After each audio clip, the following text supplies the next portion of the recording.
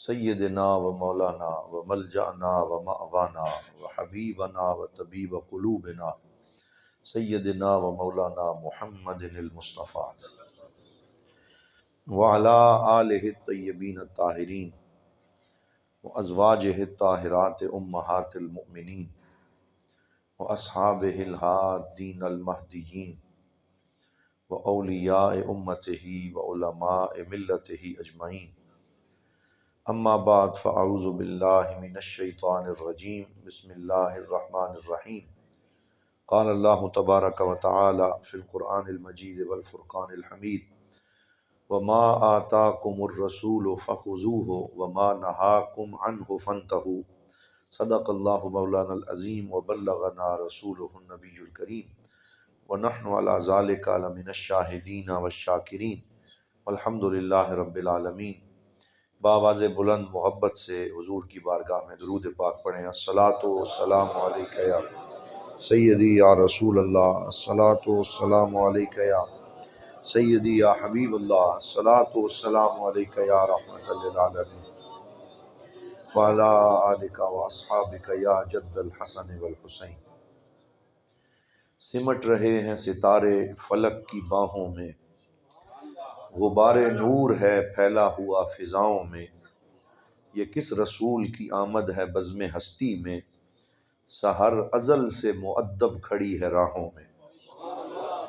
لائق صد عزت و تکریم، زینت مسند صدارت، یادگار اسلاف، مجاہد اہل سنت، استاذ العلماء حضرت علامہ مولانا بشیر احمد چشتی صاحب زیدہ مجدہ، وائس پرنسپل دارالعلوم محمدیہ رضویہ پنڈ دادن خان، اور معزز و محتشم علماء کرام علامہ محمد شفیق رضا صاحب مدرس دارالعلوم محمدیہ رضویہ پنڈ دادن خان، علامہ قاری ذیشان صاحب مدرس دارالعلوم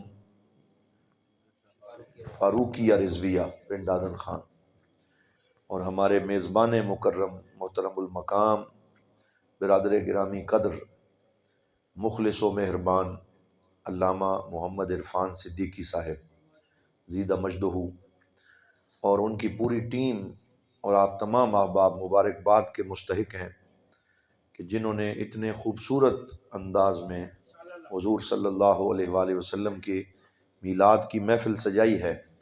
اور مجھے بتایا گیا ہے کہ یہ کوئی پہلی محفل نہیں ہے بلکہ تسلسل سے محافل کا ایک سلسلہ جاری ہے، اور اس میں آپ تمام احباب شریک ہو رہے ہیں۔ میں آپ تمام احباب کو مبارکباد دیتا ہوں کہ آپ کو ایسے مخلص دوست ملے ہیں کہ جو اپنا وقت بھی دے رہے ہیں اور محنت بھی کر رہے ہیں، اور آپ کو ساتھ لے کے گنبد خضرا کی طرف رواں دواں ہیں، اور سرکار دو عالم صلی اللہ علیہ وسلم کی سیرت اور تعلیمات کو عام کرنے میں اپنا کردار ادا کر رہے ہیں۔ تو ایسے عالم دین کی سرپرستی میسر آنا یہ بھی آپ سب کے لیے سعادت ہے۔ میرے لیے انہوں نے محبت کے جو کلمات فرمائے میں انہیں اپنے حق میں دعا سمجھتا ہوں، اور میں یہ نہیں سمجھتا کہ میرا کوئی علمی مقام ہے، اللہ معاف کرے۔ ہمارا یہی مقام ہے کہ ہمیں اللہ کے ایک ولی کامل اور نباز عصر مفکر اسلام مفسر قرآن حضرت ضیاء الامت جسٹس پیر محمد کرم شاہ الازہری رحمۃ اللہ تعالی علیہ کے قدموں میں بیٹھنے کی اللہ نے سعادت عطا فرمائی۔ بس یہی مقام کا آغاز ہے اور یہی مقام کا اختتام ہے، اس کے علاوہ کوئی اور بات نہیں ہے۔ دعا کریں اللہ تعالی ہمیں یہ نوکری نصیب رکھے، اور اللہ تعالی ہمیں ان بزرگان دین کے در اقدس سے وابستہ رکھے، اور ہمیں حضور صلی اللہ علیہ وآلہ وسلم کی سنت طیبہ پر عمل کرنے کی توفیق عطا فرمائے۔ مجھے یہ بھی پتہ چلا، آج پہلی دفعہ یہاں آمد ہوئی ہے، ورنہ یہاں سے گزر تو ہوتا رہتا ہے، یہ ہمارے بچپن کے راستے ہیں، یہاں سے ہم گزرتے رہے، لیکن آج یہ سن کے خوشی ہوئی کہ علامہ عرفان صدیقی صاحب کی والدہ محترمہ وہ اس علاقے میں اور اس پورے محلے میں اور گاؤں میں صرف عام زندگی نہیں گزار رہی بلکہ انہوں نے اپنی زندگی کو خدمت قرآن کے لیے وقف کیا ہے، اور بچوں کو پڑھانے میں اور ان کو قرآن یاد کرانے میں، سکھانے میں، بچوں کو جو کردار وہ ادا کر رہی ہیں، میں سمجھتا ہوں جو نور علامہ عرفان صدیقی صاحب کو نصیب ہوا ہے، یہ ان کی والدہ کی اس ڈیوٹی کا ثمر ہے جو اللہ نے انہیں عطا فرمایا۔ مجھے ابتدا میں بات یاد آ گئی، میں کہتا ہوں یہ ان کو ڈیڈیکیٹ کر دینی چاہیے۔ ابھی ہم بیٹھے تھے ان کے گھر میں کھانے پہ، تو بتایا گیا کہ ان کی والدہ کی یہ خدمات ہیں، تو مجھے وہ بات یاد آئی کہ حضرت سیدنا امام محمد بن ادریس الشافعی رضی اللہ تعالی عنہ جو 4 اماموں میں سے مستند امام ہے، اور قاہرہ میں آپ کا مزار ہے، اور مجھے الحمدللہ بارہا وہاں پہ حاضری دینے کا شرف نصیب ہوا ہے۔ تو آپ پہلے عراق میں رہتے تھے، اور حضرت امام احمد بن حنبل رضی اللہ تعالیٰ عنہ آپ کے شاگرد ہیں، امام شافعی کے شاگرد بھی ہیں اور خود حنبلی فقہ کے امام بھی ہیں۔ لیکن حضرت امام شافعی رضی اللہ تعالیٰ عنہ جب اپنے شاگرد کا نام لیتے تھے تو ان کی آنکھوں میں آنسو آ جاتے، کیونکہ حضرت امام احمد بن حنبل کو صرف حدیث کی خدمت نصیب نہیں ہوئی بلکہ بارہا سرکار کی زیارت بھی نصیب ہوئی، حضور کا دیدار نصیب ہوا۔ اور ایک دفعہ تو یہ بھی ہوا کہ امام شافعی رضی اللہ تعالیٰ عنہ بیمار ہوئے تو فرمایا کہ میرے شاگرد احمد بن حنبل کی قمیض مجھے لا کے پانی میں دھو کے پلاؤ، اللہ تعالیٰ مجھے شفا عطا فرمائے، کیونکہ ان کو سرکار کا دیدار نصیب ہوتا ہے، یہ حضوری والے ہیں۔ ایک دفعہ ایسے ہوا کہ حضرت امام شافعی رضی اللہ تعالیٰ عنہ مہمان بن کے اپنے شاگرد کے گھر تشریف لائے، تو ان کی زوجہ یہ کہنے لگیں کہ آج آپ کے استاد آ رہے ہیں اور آپ ان کی بڑی تعریف کرتے ہیں کہ وہ اللہ کے ولی ہیں اور کامل ہیں، تو کاملین کی 3 نشانیاں تو ہونی چاہیے، ایک یہ کہ وہ کھانا کم کھائیں، اور دوسری یہ کہ وہ رات کو اٹھ کے نوافل پڑھیں، اور تیسری یہ کہ تہجد کی نماز ادا کریں۔ یہ تو ان کی نشانیاں ہونی چاہیے، تو میں آج دیکھوں گی کہ آپ کے استاد گرامی میں یہ نشانیاں موجود ہیں یا نہیں ہیں۔ حضرت امام شافعی آئے، بیٹھے، کھانا پیش کیا گیا، طرح طرح کے کھانے چن دیے گئے، اور ان کی زوجہ جو ہیں امام احمد بن حنبل کی، وہ دیکھتی بھی نہیں کہ آج امام شافعی کیا کرتے ہیں، تو آپ نے خوب ڈٹ کے کھانا کھایا اور جتنا ہو سکتا تھا کھاتے رہے۔ تو کہا کہ یہ پہلی نشانی تو نظر نہیں آ رہی، تو پھر انہوں نے کہا کہ چلیں آپ رات کو تو مصلی پہ رہیں گے، تو انہوں نے عشاء پڑھی اور سنتیں اور نوافل ادا کیے، اور پھر چادر تان کے اور خانہ کعبہ کی طرف دائیں طرف کروٹ بدل کے لیٹ گئے، اور ساری رات لیٹے رہے، اور صبح اٹھ کے باجماعت فجر کی نماز ادا فرمائی۔ تو وہ کہنے لگی کہ آپ کے استاد ہیں، بڑے محترم ہیں، لیکن جو نشانیاں میں دیکھنا چاہتی تھی مجھے تو نظر نہیں آئیں۔ تو حضرت امام احمد بن حنبل اپنے استاد کے پاس گئے اور کہا کہ میری زوجہ جو ہے وہ اس نے بات کی ہے، تو آپ مسکرائے، اور حضرت امام شافعی نے فرمایا کہ جو تینوں باتیں انہوں نے کی ہیں برحق کی ہیں، لیکن اب ذرا میری بھی بات سنو۔ تو انہوں نے فرمایا کہ کھانا میں نے اس لیے زیادہ کھایا کیونکہ میرے پاک نبی صلی اللہ علیہ وسلم کا فرمان بھی ہے اور حضور کی تعلیمات کا نچوڑ بھی یہ ہے کہ یکسروا من طعام الصالحین، کہ جب نیک لوگوں کے دسترخوان پہ آؤ تو خوب کھاؤ، کیونکہ اللہ تعالیٰ نے ان کے رزق میں برکت اور نور عطا فرمایا۔ فرمایا کھانا تو میں نے اس لیے زیادہ کھایا کہ تیرا دسترخوان ہے، تو صبح بھی قرآن پڑھتا ہے، شام کو بھی قرآن پڑھتا ہے، اور تجھے اور تیرے گھر والوں کو حضور نبی رحمت صلی اللہ علیہ وآلہ وسلم کی نوکری نصیب ہے۔ اور پھر فرمایا کہ اس کھانے کے نور کی برکت سے 300 مسائل فقہ کے ایسے تھے جو مجھے سمجھ نہیں آ رہے تھے، میں رات کو سویا نہیں ہوں، چادر تان کے لیٹا ضرور ہوں، لیکن تیرے اس کھانے کے نور کی برکت سے اللہ تعالیٰ نے آج رات میرے 300 فقہی مسائل حل فرما دیے۔ اللہ اکبر۔ یا رسول اللہ، حق چار یا علی۔ تو یہ برکت ہے دین کی خدمت کی برکت ہے۔ اللہ تعالیٰ دین کی خدمت کرنے والوں کو اپنی جناب سے خاص نور اور خاص روشنی عطا فرماتا ہے۔ اب آئیے جو آیہ کریمہ میں نے پڑھنے کا شرف حاصل کیا ہے اس پہ چند گزارشات میں پیش کر دیتا ہوں۔ اللہ رب العزت نے ارشاد فرمایا وما آتاکم الرسول فخذوہ، کہ جو تمہارے رسول اکرم مل کے کہہ دیں صلی اللہ علیہ وسلم عطا فرمائیں اسے لے لو، وما نہاکم عنہ، اور جس سے میرا کریم حبیب تمہیں منع کر دے اس سے باز آ جاؤ اور اس کام کے قریب نہ جاؤ۔ بس یہی ان دو چیزوں کا نام دین محمدی ہے۔ دین محمدی کوئی لمبی چوڑی گردان نہیں ہے، کوئی لمبا چوڑا سبق نہیں ہے، ان دو چیزوں کا نام ہے کہ جو حضور نے عطا کیا اسے اپنے دامن میں سمو لو، اور جس سے سرکار نے منع کیا اس سے باز آ جاؤ۔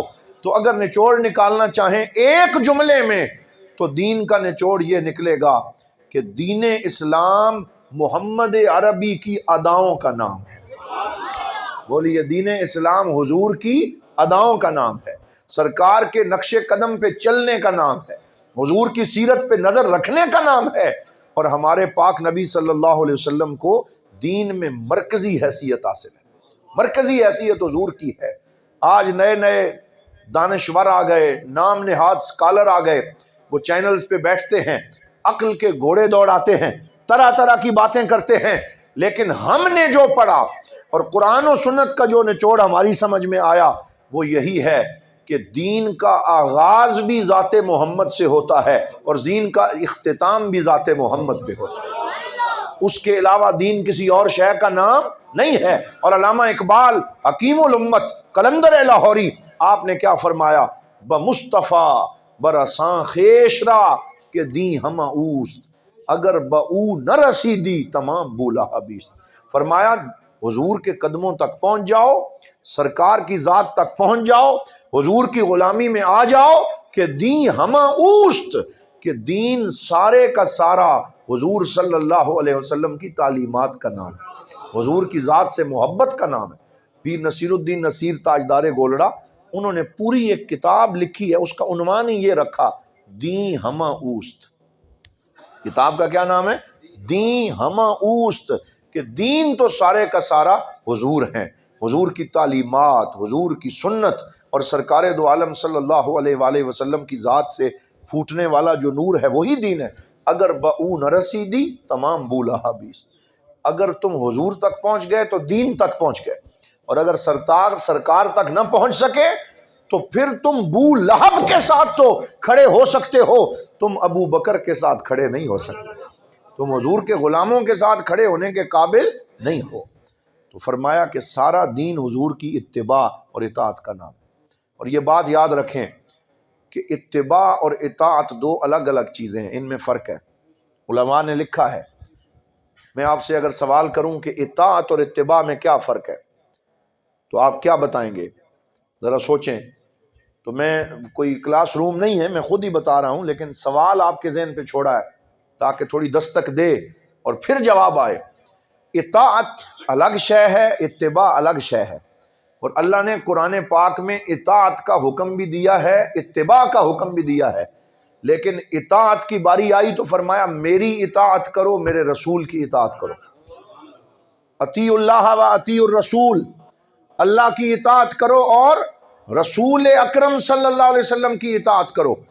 اطاعت میں دونوں کا حکم دیا، لیکن جب اتباع کا حکم دیا پورے قرآن میں آپ کو کہیں بھی یہ نہیں ملے گا کہ اللہ فرمائے میری اتباع کرو، نہیں فرمایا۔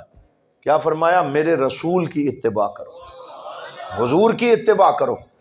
تو سوال پیدا ہوا، یا اللہ یہ اطاعت کیا ہوتی ہے، اتباع کیا ہوتی ہے؟ تو اس کا آسان فرق یہ ہے کہ اطاعت نام ہے سب مشن کا، اطاعت نام ہے سر تسلیم خم کرنے کا، اطاعت نام ہے کسی کے آرڈر کو سن کر عمل کرنے کا، کہ کسی بڑے نے آرڈر دیا اور چھوٹا اس کام میں لگ گیا تو اس نے اطاعت کی۔ لیکن اتباع صرف آرڈر سننے کا نام نہیں ہے، بلکہ اتباع نام ہے پہلے آرڈر سنو اور پھر حکم دینے والا جیسے کر رہا ہے ویسے ہی کرو۔ کسی کے فٹ سٹیپس پہ چلنے کا نام اتباع ہے۔ اتبع یتبع اتباعا فہو متبع، یہ ہم عربی میں گردان چلاتے ہیں، اور اس کا مطلب یہ ہوتا ہے کہ کسی کے قدموں کے نشان کے اوپر قدم رکھنا، کوئی چل رہا ہے اس کے پیچھے پیچھے چلنا۔ یا اللہ تو نے اپنی اطاعت کا حکم دیا، حضور کی اطاعت کا حکم بھی دیا، حضور کی اتباع کا حکم بھی دیا، اپنی اتباع کا حکم کیوں نہیں دیا؟ فرمایا میں نظر نہیں آتا اور تم مجھے دیکھ نہیں سکتے، تم میرے قدموں کے نشان پہ قدم رکھ کے چل نہیں سکتے، تم میرے جیسی عادات اختیار نہیں کر سکتے، اس لیے میں نے اطاعت اپنی کروائی ہے، اتباع اپنے رسول کی کروائی ہے۔ اللہ اکبر، یا رسول اللہ، حق چار یار، یا علی، کیا نکل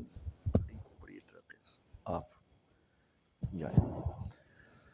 تو درود پاک پڑھیں، الصلاۃ والسلام علیک یا سیدی یا رسول اللہ وعلی آلک و اصحابک یا سیدی یا حبیب اللہ۔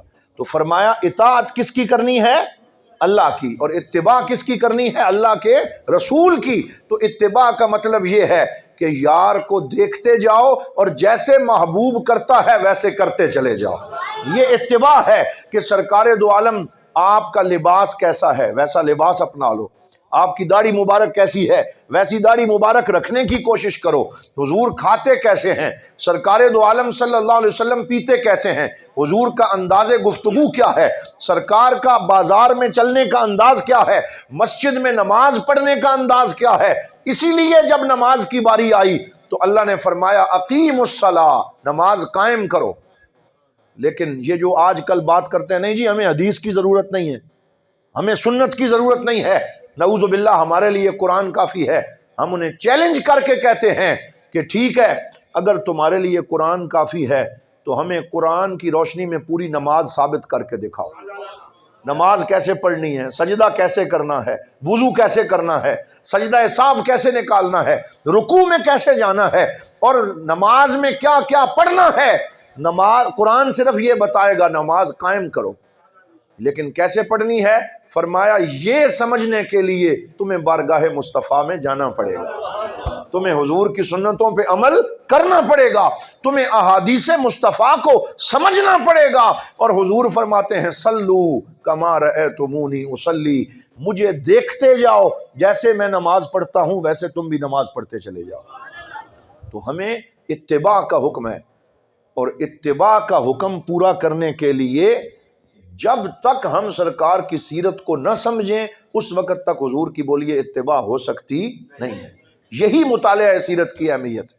یہ جو عرفان صدیقی صاحب نے موضوع میرے ذمہ لگایا، بس اس کی یہی اہمیت ہے۔ یہ جو میں نے تمہید باندھی ہے کہ اگر تو حضور کی صرف اطاعت کا حکم ہوتا اور زندگی ہم اپنی مرضی سے چلا سکتے، اور حضور فرماتے کہ یہ کرو لیکن بس خود ہی کرو، تو پھر شاید ہم یہ کہہ سکتے تھے کہ ہر بندے کے لیے سیرت پڑھنا ضروری نہیں ہے۔ لیکن اللہ نے ہمیں اپنے نبی کی اطاعت کا حکم بھی دیا ہے، اپنے نبی کی اتباع کا حکم بھی دیا ہے، اور اتباع اس وقت تک ممکن نہیں ہے جب تک حضور کی اداؤں کا پتہ نہ چلے، جب تک سرکار کی سیرت پیش نظر نہ ہو۔ اسی لیے ہمارے شیخ کریم نباز عصر حضور ضیاء الامت جسٹس پیر محمد کرم شاہ الازہری رحمۃ اللہ تعالی علیہ جب مصر سے واپس پڑھ کے تشریف لائے، آپ نے دیکھا کہ اردو زبان میں کوئی ایسی سیرت کی کتاب موجود نہیں ہے کہ جس میں سرکار دو عالم کی سیرت کو کھول کے بیان کیا گیا ہو، تاکہ ہر پاکستان کا شہری، ہر اردو زبان پڑھنے والا حضور کی صحیح طریقے سے اتباع کر سکے۔ تو اس اللہ کے ولی نے، اس درویش کامل نے، اس سرکار دو عالم کی بارگاہ کے عاشق صادق نے قلم اٹھایا اور 7 جلدوں میں ہمیں حضور کی ایسی سیرت عطا فرمائی۔ فرمایا پڑھتے چلے جاؤ، تمہیں ایسے پتہ چلے گا اپنے محبوب کا دیدار کر رہے، تمہیں ایسے پتہ چلے گا کہ حضور کے جلوے دیکھ رہے ہو اور سرکار دو عالم صلی اللہ علیہ وسلم کی پوری سیرت تمہاری نگاہوں کے سامنے ہے۔ آپ کے لخت جگر حضرت قبلہ ڈاکٹر ابو الحسن محمد شاہ الازہری زیدہ مجدہ، آپ ایک دن انہوں نے خود مجھے بتایا، فرمانے لگے کہ میرے والد گرامی حضور ضیاء الامت رحمۃ اللہ تعالی علیہ نے ایک دفعہ میں بیمار تھا تو میری عیادت کے لیے میرے سرانے بیٹھے تھے، تو مجھے فرمانے لگے کہ بتاؤ کیا مانگنا چاہتے ہو؟ تو میں نے کہا حضور اگر میں ٹھیک ہو جاؤں اور اللہ مجھے صحت عطا فرمائے تو میری یہ خواہش ہے۔ وہ خواہش یہ نہیں ہے کہ مجھے کوئی کوٹھی بنگلہ کار چاہیے یا مجھے اتنے پیسے چاہیے، پیر کرم شاہ کے بیٹے کی خواہش کیسی ہوگی؟ کہا میری خواہش یہ ہے کہ جب آپ اب حضور کریم کی بارگاہ میں حاضر ہوں اور عمرے پہ جائیں تو مجھ فقیر کو بھی اپنے ساتھ لے کے جائیں، یہ میری خواہش ہے۔ تو صحت اللہ نے عطا فرمائی تو پیر صاحب نے وعدہ پورا کیا، پاسپورٹ بنوایا، ویزا لگوایا اور اپنے بیٹے کو ساتھ لے کے چلے گئے۔ ڈاکٹر صاحب فرماتے ہیں یہ وہ دن تھے جب میرے والد گرامی حضور کی سیرت لکھ رہے تھے، ساری کتابیں ساتھ تھیں اور قلم کاغذ ساتھ تھے اور پوری تیاری سے وہاں پہنچ گئے، اور معمول یہ تھا کہ صبح فجر کی نماز سے پہلے تہجد کے وقت ہم مسجد نبوی میں آ جاتے، وہاں بیٹھ جاتے، حضور پہ درود و سلام پڑھتے اور پھر جو ہے وہ نوافل تہجد ادا ہوتے، پھر آپ بیٹھ کے درود پڑھتے رہتے، پھر فجر پڑھ کے اپنے وہ سیرت کی کتابیں اور وہ کاغذ نکال کے سامنے رکھ لیتے اور وہاں بیٹھ جاتے جہاں سے گنبد خضرا نظر آ رہا ہے، چھتریوں کے سائے میں بیٹھتے اور کتاب کھول لیتے اور تھوڑی دیر گنبد خضرا کو تکتے رہتے، زیارت کرتے رہتے، پھر لکھنا شروع کر دیتے، پھر تکتے، پھر لکھتے، پھر ادھر دیکھتے، پھر لکھتے۔ فرماتے ہیں مجھے ایسے لگتا تھا کہ حضور ضیاء الامت اپنے لجپال نبی سے پوچھ پوچھ کے حضور کی سیرت لکھ رہے ہیں۔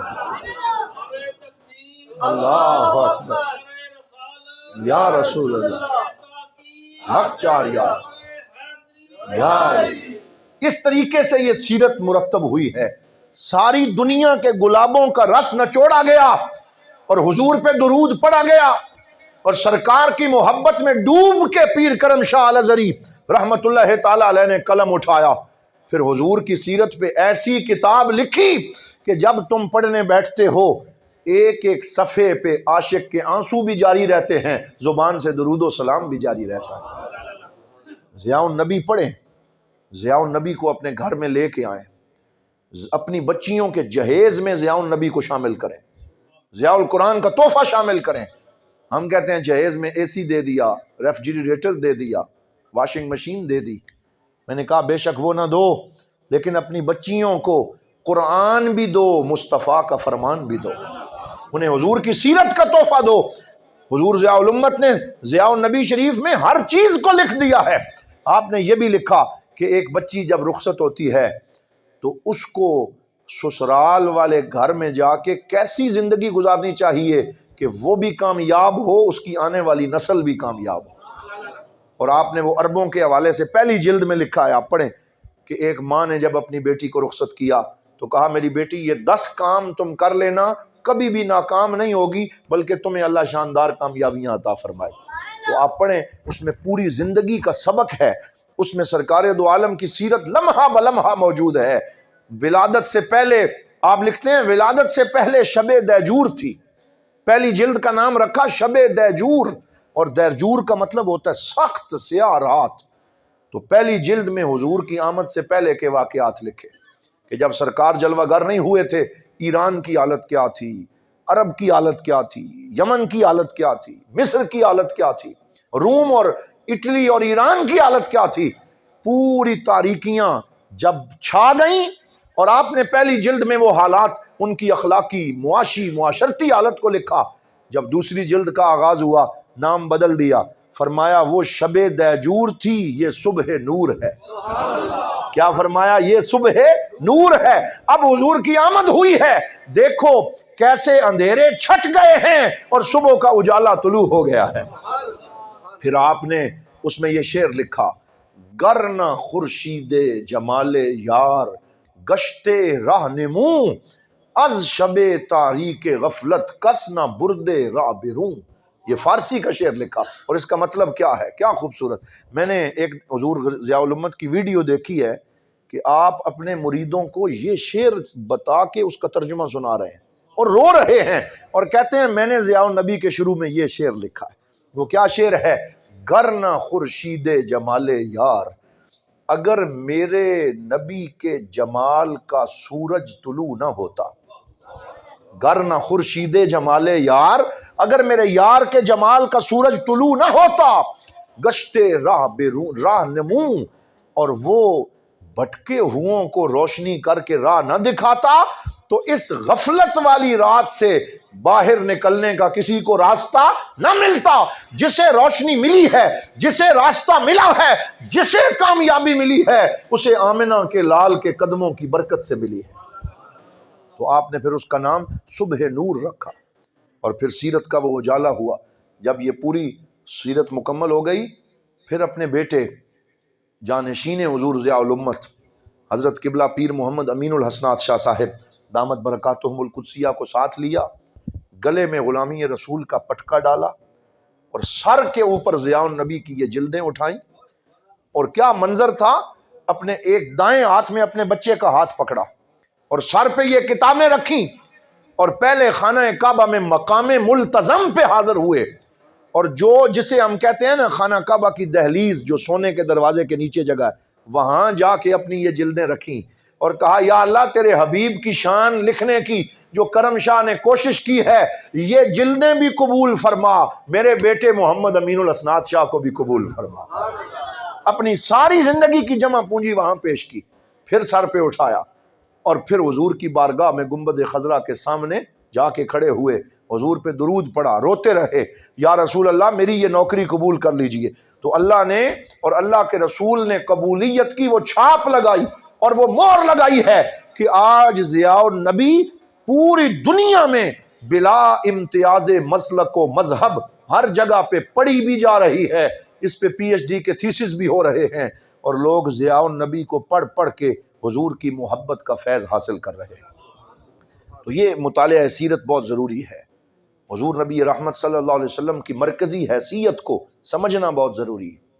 میں نے گزشتہ دنوں گفتگو کرتے ہوئے دوستوں سے کہا، کبھی آپ دوسرے پارے کے پہلے رکوع پہ غور کریں، دوسرے پارے کا پہلا رکوع قرآن، اور دیکھیں کہ اللہ تعالیٰ نے اپنے نبی کی کیا شان بیان کی ہے۔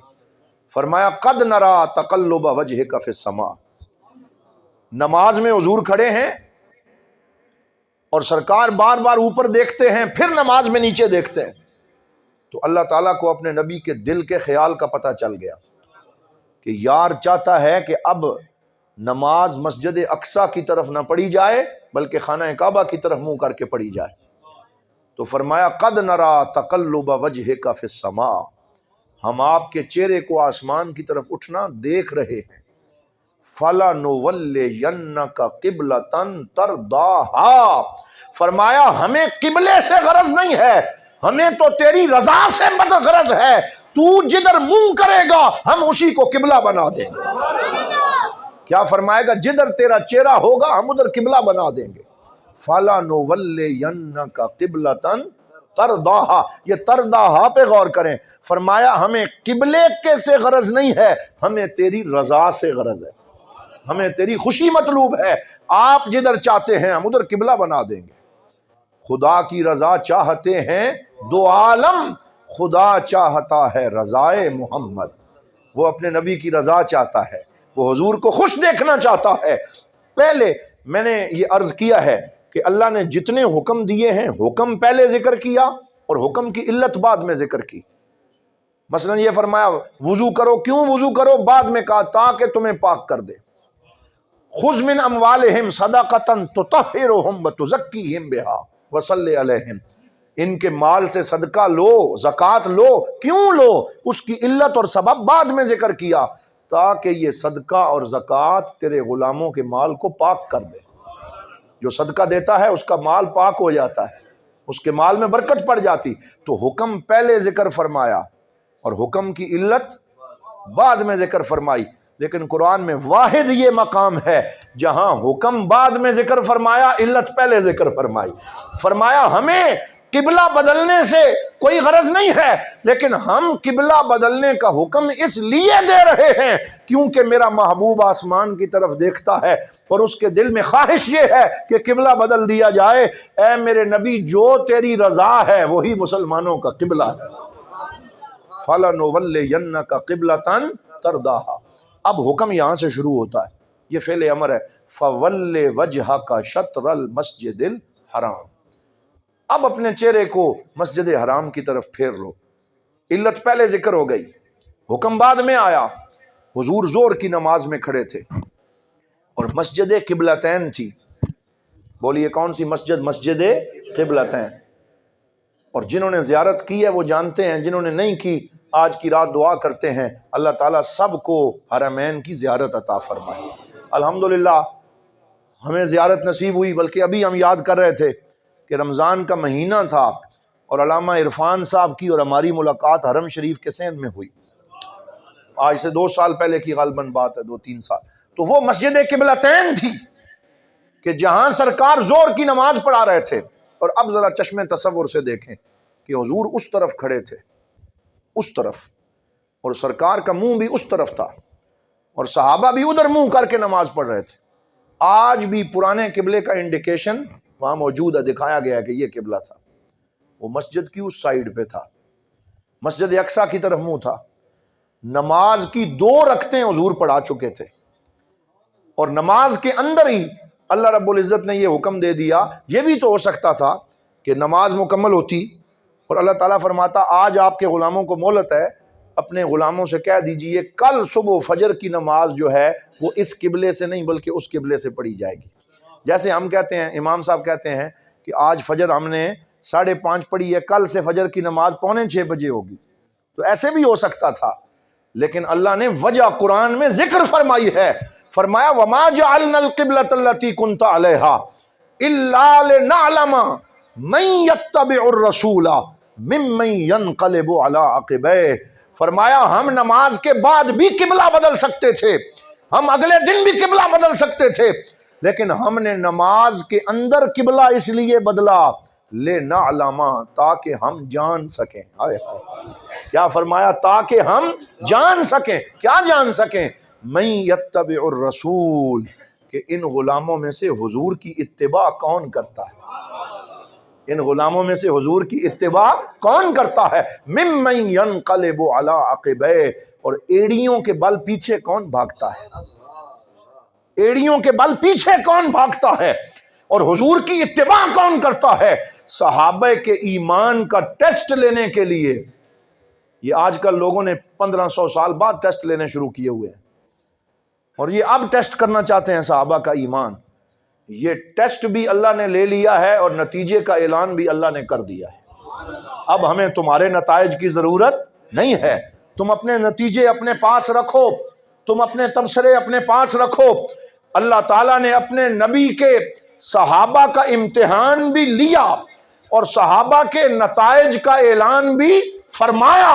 امتحان کیا لیا؟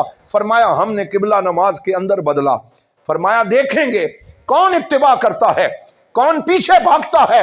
سرکار دو عالم 2 رکعتیں پڑھا چکے تھے، حکم ہو گیا، جبرائیل آ گئے، فَوَلِّ وَجْهَكَ شَطْرَ الْمَسْجِدِ الْحَرَامِ، تو سرکار دو عالم وہاں سے چلے، صحابہ کی صفوں کو کراس کیا، اس جانب تشریف لائے اور ادھر منہ کر لیا۔ کسی صحابی نے یہ نہیں کہا یا رسول اللہ کیا ہو گیا، آپ کدھر جا رہے ہیں؟ جدھر حضور پھرتے گئے صحابہ کرام بھی اپنا منہ حضور کے پیچھے کرتے چلے گئے۔ اللہ اکبر، یا رسول اللہ، حق جاریہ،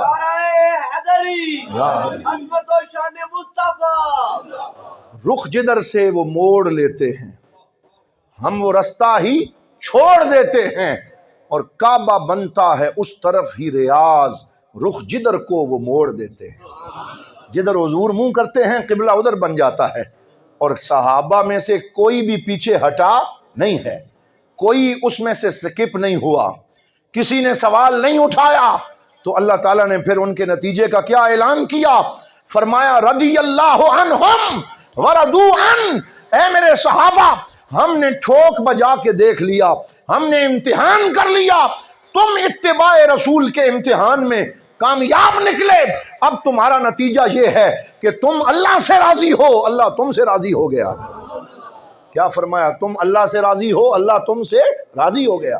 اب جن سے رب راضی ہو گیا ہے تو 15ویں صدی کا کوئی بندہ جو مرضی ہے کہتا رہے، ہم اس کی بات پہ کان نہیں دھریں گے، ہم رب کے قرآن پہ کان دھریں گے، ہم صحابہ کرام کے بارے میں محبت کے جذبات رکھیں گے، ہم اس میں سے کسی کو بھی مائنس کرنے کی بات نہیں کریں گے، ہم تمام صحابہ کرام سے محبت رکھتے ہیں، ان کا احترام کرتے ہیں، اور صحابہ سے بڑھ کے حضور کی اہل بیت کے نوکر ہیں، حضور کی آل کے غلام ہیں، سرکار کی آل کے منگتے ہیں، اور 5 تن پاک کے سامنے سر جھکانے والے ہیں، کیونکہ یہ وہ ہیں جنہیں سرکار کی آل ہونے کا شرف بھی نصیب ہے، حضور کی صحابیت کا شرف بھی نصیب ہے۔ وہ جو کہتے ہیں نا 2 in 1، 2 in 1 ہیں یہ لوگ، یعنی یہ آل بھی ہیں، یہ اصحاب بھی ہیں، کیونکہ صحابی کی تعریف کیا ہے؟ جس نے ایمان کی حالت میں جاگتی آنکھوں کے ساتھ اپنے نبی کا دیدار کر لیا، اسے صحابیت کا شرف نصیب ہو گیا، اس کے لیے کوئی اور امتحان نہیں دینا پڑتا، یہ ڈگری اپلائی کرنے سے نہیں ملتی، یہ امتحانی فیس دینے سے نہیں ملتی، یہ دیدار مصطفیٰ سے ملتی ہے۔ تو وہ آل بھی ہیں اور بیک وقت اصحاب بھی ہیں، تو اس لیے ہم آل کے بھی غلام ہیں، کہو ہم حضور کے اصحاب کے بھی غلام ہیں۔ تو یہ قبلہ اس طرح تبدیل ہوا اور اتباع رسول کا امتحان ہوا، اور یہ آج ہمارا بھی ہو رہا ہے اتباع رسول کا امتحان۔ زور کی نماز ہو گئی، بخاری شریف میں حدیث ہے، ایک بندہ جس نے زور کی نماز سرکار کے پیچھے پڑھی تھی، مل کے کہو صلی اللہ علیہ وآلہ وسلم، تو وہ سفر پہ نکلا اور اسے یہ پتہ چل گیا تھا کہ قبلہ تبدیل ہو گیا ہے، لیکن وائرلیس کا دور نہیں تھا اور کوئی وائی فائی نہیں تھا، کوئی اعلانات کا دور نہیں تھا، تو کسی کو تو پتہ نہیں چلا تھا۔ جب وہ نکلا تو مسجد قباء کے سامنے سے اس کا گزر ہوا، وہاں عصر لوگ پڑھ رہے تھے اور وہ پرانے قبلے کی طرف منہ کیا ہوا تھا، مسجد اقصیٰ کی طرف منہ کیا ہوا تھا۔ تو اس صحابی نے بھی انتظار نہیں کیا کہ اب نماز ہو جائے گی تو پھر میں انہیں بتاؤں گا کہ جناب مغرب ادھر پڑھنا، اس نے نماز کے اندر آواز لگائی، کہا اے میرے نبی کے غلاموں، زور کی نماز میں حضور نے قبلہ تبدیل کر کے کعبہ کو قبلہ بنا لیا ہے، تم بھی ادھر منہ کر لو۔ جو ہی ان کے کانوں میں آواز پڑی، کسی نے سوچا نہیں ہے بلکہ سب نے اپنا قبلہ خانہ کعبہ کو بنا لیا۔ یہ حضور کی اتباع کا عالم تھا، جیسے صحابہ اتباع کرتے تھے۔ صحیح بخاری شریف میں حدیث ہے، حضرت سیدنا عبداللہ ابن عمر رضی اللہ تعالیٰ عنہ، یہ تو اتباع میں کسی کمال درجے پہ فائز تھے، ان کے بڑے خوبصورت واقعات ہیں، انسان پڑھتا ہے تو اس پہ کپ کپی طاری ہو جاتی کہ ایسی اتباع بھی ہو سکتی ہے۔ آج ہم تو مرضی سے اتباع کرتے ہیں کہ ٹھیک ہے نماز تو جو ہے وہ چلیں گزارا کر کے پڑھ ہی لیں گے، کبھی وہ بھی جب یاد آ گیا نعوذ باللہ۔ اور نماز کے علاوہ کسی چیز میں قولی طور پہ تو ہم کہتے ہیں اتباع، لیکن عملی طور پہ اتباع چھوڑ چکے ہیں اکثر۔ وہ کہتے ہیں شادی بیاہ ہماری مرضی چلے گی، رسم و رواج میں ہماری مرضی چلے گی، بیٹی کو جہیز دینے میں ہماری مرضی چلے گی، شادی کی ویڈیو بنانے میں جو ہم چاہیں گے وہ ہوگا، گویا کون سا بلانا ہے ہماری مرضی چلے گی۔ تو اتباع رسول کہاں ہے؟ رشتہ داروں میں حسن سلوک میں ہم نے اپنی مرضی چلا رکھی ہے، کسی کا بھائی ناراض، کسی کی خالہ ناراض، کسی کی پھوپھی ناراض۔ تلا گنگ میں مجھے 3-4 دن پہلے جا کے گفتگو کرنے کا موقع ملا، میں نے وہاں پہ یہی بات کی کہ یار ناراضگیاں چھوڑو، اتباع رسول کا پہلا سبق ہی یہ ہے کہ سرکار نے فرمایا قاطع الرحم لا يدخل الجنہ، کہ جو قطع رحمی کرنے والا ہے میرا غلام وہ جنت میں داخل نہیں ہوگا۔ اس لیے حضور نے فرمایا جو صلہ رحمی کرے اس کی عمر لمبی ہوگی اور اس کے رزق میں برکت ہوگی۔ سب کچھ سرکار فرما کے گئے، اور پھر فتح مکہ کے وقت عام معافی کا اعلان کیا اور دشمنوں کو بھی معاف کیا۔ تو میں نے جب یہ باتیں وہاں بیان کی، میں نے کہا یار رشتہ داروں سے تعلق جوڑو، تعلق توڑنے بند کرو، خاص طور پہ جب ربیع الاول کا مہینہ آئے تو انہیں ٹیلی فون کر کے کہا کرو، ان سے ملا کرو، ان کے پاس جایا کرو کہ ہم نے اب ناراض نہیں رہنا، میرے نبی کا حکم ہے، اس لیے میں تمہیں معاف کرتا ہوں، تم بھی معاف کرو، آؤ حضور کے جھنڈے تلے ایک ہو جائیں۔ یہ کہنا چاہیے۔ تو جب میں نے یہ بات کی تو ایک بندہ بعد میں بول پڑا، اس نے کہا جناب آج اگر آپ مسجد میں یہ کہتے کہ وہ بندہ کھڑا ہو جائے جس کی کسی کے ساتھ بھی ناراضگی نہیں ہے رشتہ داروں میں سے، تو شاید ہمارے گاؤں کا کوئی ایک بندہ بھی کھڑا نہ ہو سکتا۔ یہ ہماری عملی کیفیت ہے اتباع کی، کہ عملی طور پہ ہم کچھ اور ہیں اور قولی طور پہ اور ہیں۔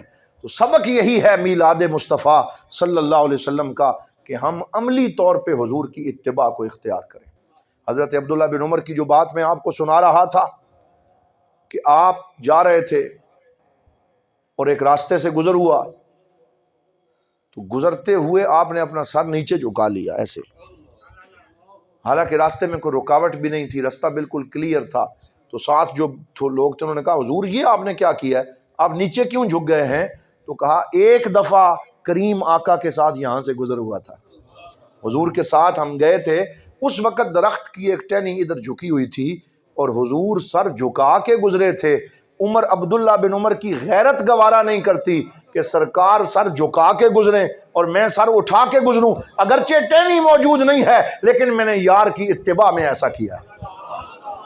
یہ اتباع رسول ہے کہ صرف نماز میں اتباع نہ کی جائے، حالانکہ سرکار نے تو انہیں نہیں کہا تھا کہ بھائی یہاں اب تم نے سر جھکا کے گزرنا ہے، لیکن وہ اتباع رسول میں اس مقام پہ پہنچ چکے تھے، انہوں نے کہا کہ نہیں اب جو کچھ سرکار نے فرما دیا ہے اور جیسے حضور نے زندگی گزاری ہے، یک سرے منہ یعنی ایک بال جتنا بھی اس سے انحراف ہو سکتا نہیں ہے۔ وما آتاکم الرسول فخذوہ وما نہاکم عنہ فانتہوا، جو حضور دیں وہ لے لو اور جس سے منع کرے اس سے رک جاؤ، یہی دین مصطفیٰ صلی اللہ علیہ وآلہ وسلم کا سب سے بڑا پیغام ہے۔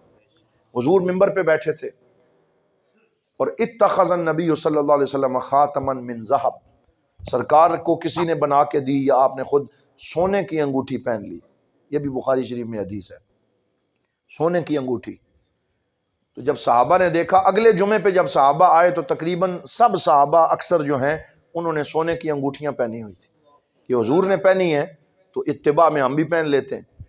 تو جب سرکار نے دیکھا تو حضور کو اپنی امت کے فقیروں غریبوں محتاجوں کا خیال آیا اور یہ تو ان کے لیے مشکل بن جائے گی، تو سرکار دو عالم صلی اللہ علیہ وسلم نے خطبہ جمعہ پہ منبر پہ بیٹھے بیٹھے اپنی انگوٹھی کو اتارا اور اتار کے ایسے پھینکا اور فرمایا آج سے میں سونا مرد کے لیے حرام کرتا ہوں، عورتوں کے لیے اس کی اجازت دیتا ہوں۔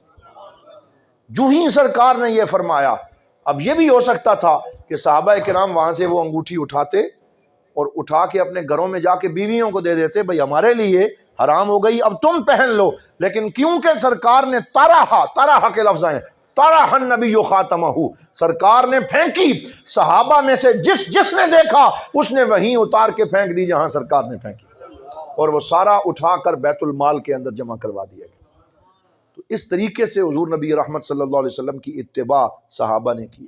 ہمارا بھی یہ حق بنتا ہے کہ ہم اتباع رسول صلی اللہ علیہ وسلم کا یہ سبق سیکھیں۔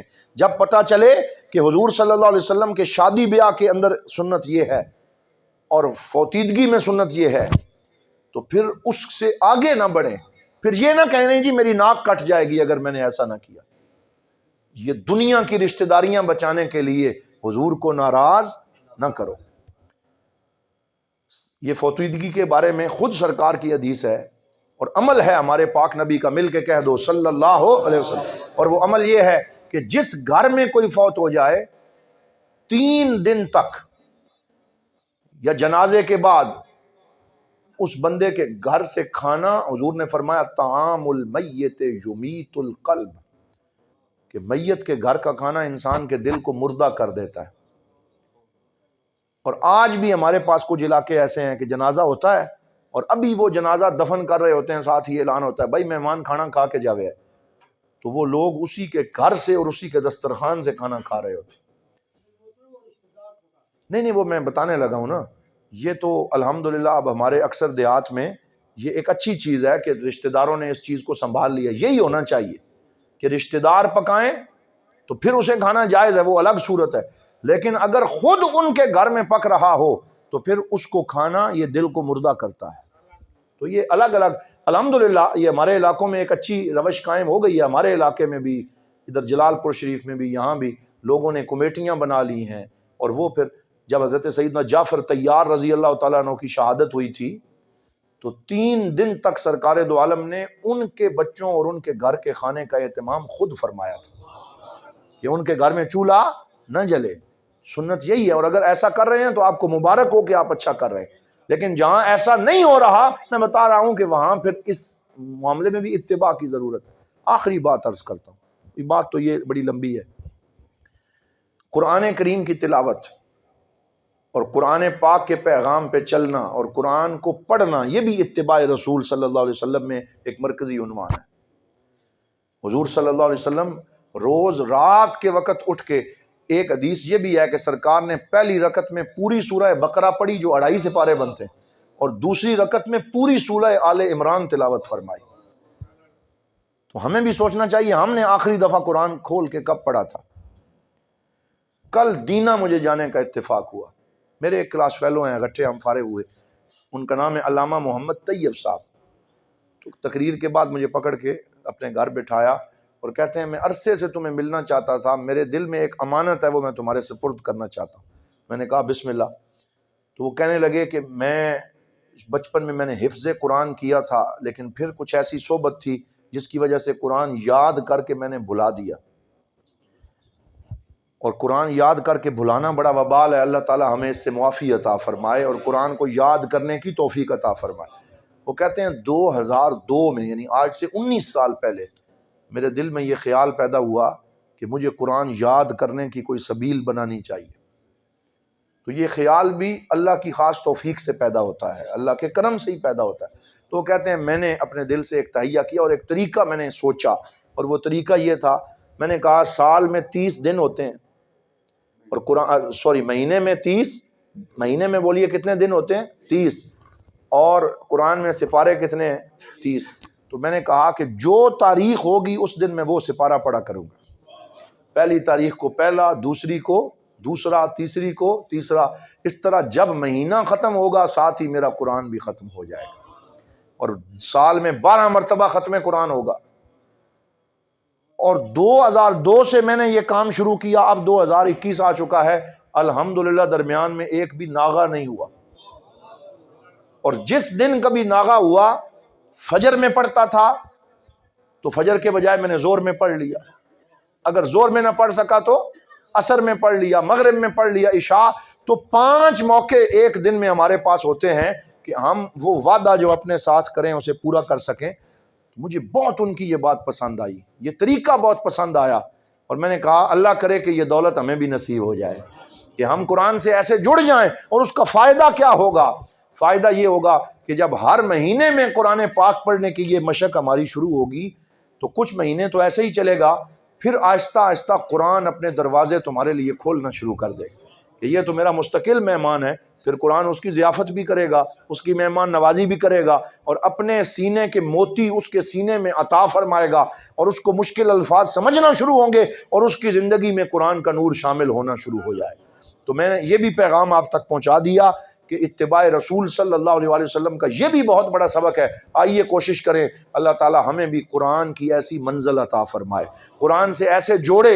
پھر آپ دیکھیں گے یہ بلڈ پریشر، یہ ڈپریشن، یہ معدے کی بیماریاں، اور یہ جو ہمیں سوچوں کی بیماریاں ہیں، یہ جو ہمارا چولہا نہیں جلتا، یہ جو گھر میں جھگڑے ہیں، آپ قرآن کی طرف آئیں. اس زمانے میں سب سے بڑا طبیب رب کا قرآن ہے، وہ علاج کرنے والا ہے. آپ کی بیماریاں ختم ہوں گی، آپ ہلکے پھلکے ہو جائیں گے، آپ کو نورانیت نصیب ہوگی، اور اللہ تعالیٰ خاص نور آپ کی زندگی میں عطا فرمائے گا.